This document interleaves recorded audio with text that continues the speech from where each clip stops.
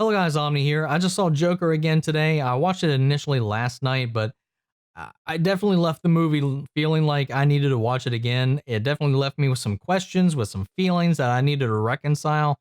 I loved it the first viewing, don't get me wrong, but I loved it even more the second time I watched it. This is one of those movies where you can go back and watch it a second time through a completely different lens and get almost a whole other experience out of it. And I really appreciate when a movie does that. But I love this movie. I love it to death. I love every scene in this film. Right now, it is in heavy contention for me personally as probably my favorite movie of the year. Yeah, I'm still kind of juggling that around, but right now, that's kind of where I'm sitting in. Is it like heavy? Is fighting, vying heavily for being that number one movie of the year for me right now. This movie is beautiful. Is hands down gorgeous. I wish we had an IMAX theater so I could actually check it out and see it on a bigger screen. The cinematography, the camera work, just every shot in this movie is gorgeous. And it feels real. It doesn't feel like Hollywood gorgeous. It definitely feels lived in, dirty, real. Like you could just step into any of these shots and be there in Gotham City in this moment in time in the 80s of civil disrest, and it really helps bring this world to life. Another thing that I think I want to compliment this movie on as well is the score, because I don't really talk about the score too often in a film other than a movie like Midsummer where it was an integral part of the experience. I feel like that's the case here. This score is eerily beautiful, and I love the compositions in this as well as some of the song choices. It really accentuates and elevates a lot of the scenes and the tension and the characters' mindset, and it's one of the few times where I felt like the score was very present in a non-distracting but very good and elevating kind of way. And I think that all comes down to the direction as well and the way that this is paced and carried through the performance of Joaquin Phoenix. Uh, he brings his A plus game to this. A lot of people bring their A game, but man, he delivers on a way everybody's talked about it. Everybody's, even from the trailers, everybody was just talking about how he should get an Oscar. You think he's going to get an Oscar nomination for this role?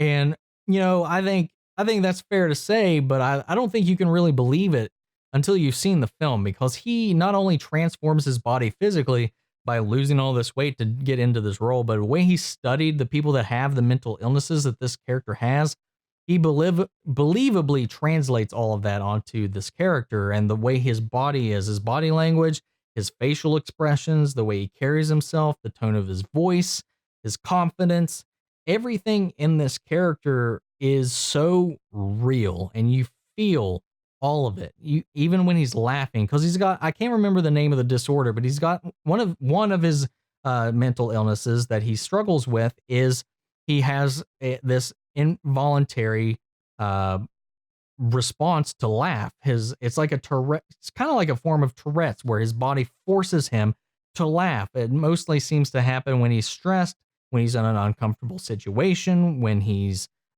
distraught, and it never really helps.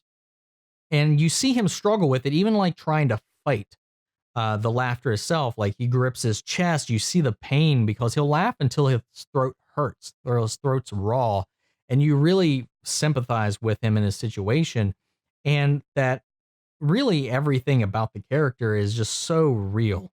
With the controversy surrounding this movie as well, I expected it to be a lot more violent than it was. And maybe that was wrong as well, because this movie definitely is not violent. It has its violent tendencies, it has its violent moments, but there's not a lot of violence in it. When it does happen, it is pretty graphic, but there's been more graphic, more violent movies here this year. But the thing about it that really sets it apart from that and elevates those scenes, because they're very few and far between. This movie is very slow. We are following Arthur through a specific like block of his life where things are all kind of coming to a head. He's been struggling with stuff his entire life. And the movie goes into that and touches on all of that, but we're following him because, again, this is all from his perspective.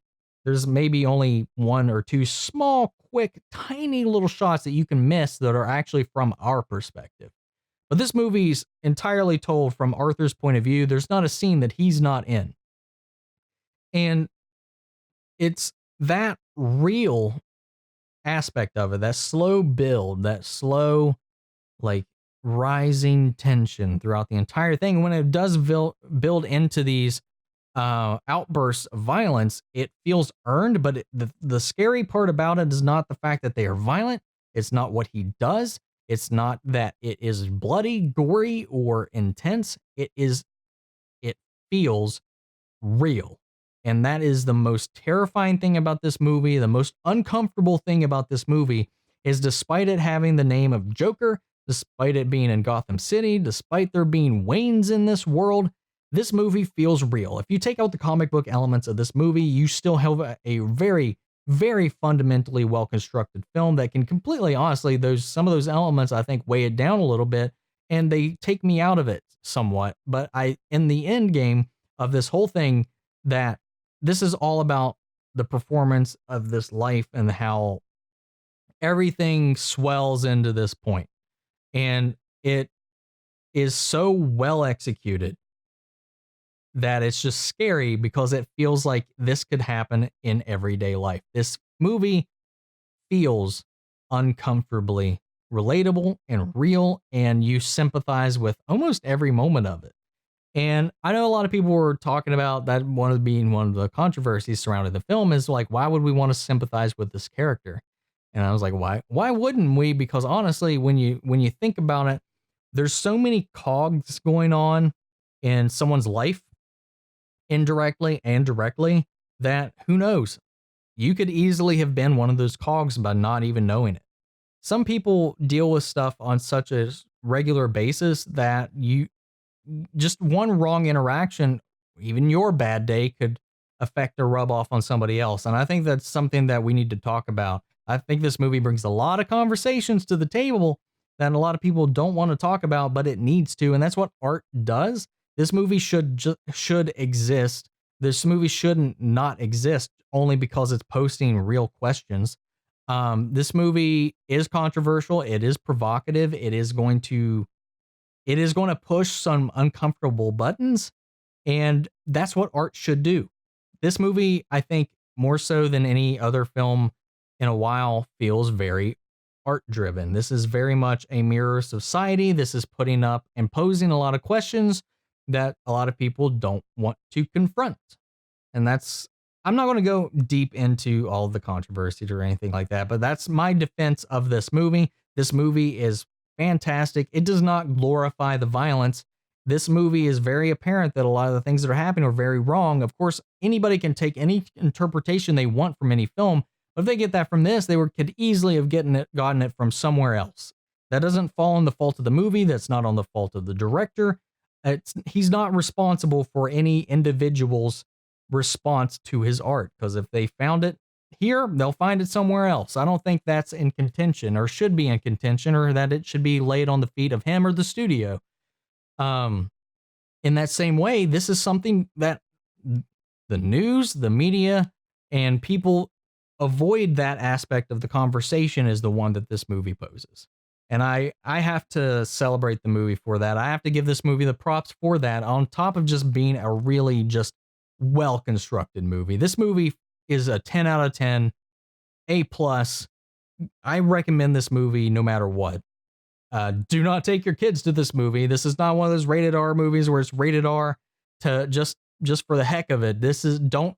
I've seen people ask, can I take my kids to see this because she likes the Joker? My daughter likes the Joker. Should I take her to see this? She's like 10. No. There is a rating system for a reason.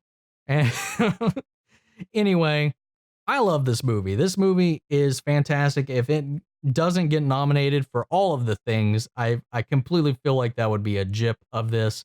This movie is beautiful, amazing.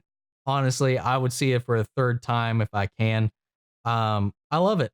I love this movie to death, and I think it made me uncomfortable in all of the right ways. And I think that it asks a lot of questions and poses a lot of questions that I feel like we as a society do need to consider and talk about and stop ignoring. That's all I'm going to say. That's all I'm going to touch on about that. But that about tops it for my thoughts on this film. You can interpret this movie in 1,000 different ways. There's a lot of different ways you can come out of this movie and feel. So, and even watching the movie, there were people in the audience that had very different reactions. There's this couple scenes where I was uncomfortable and I heard some other people laughing.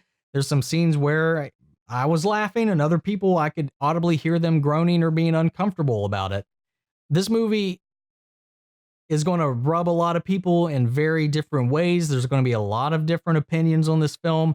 So that is where I'm going to end it for now. I want to know your opinion.